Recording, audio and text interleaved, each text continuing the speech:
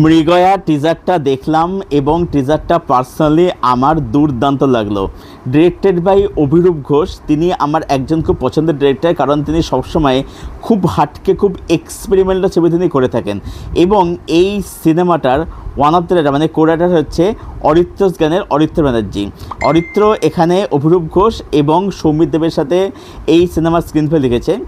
এবারে টিজারটার মধ্যে যেটা আমাকে সব থেকে অবাক করলো সেটা হচ্ছে যে দেখো, বিক্রম চ্যাটার্জি ভালো অ্যাকশন করতে হয়, তার ইমেজ আছে, অ্যাকশন আছে, সেটা খুব দারুণ ব্যাপার আর কি, ঠিক আছে। কিন্তু তার মধ্যে সেটা খুব দারুণ ব্যাপার।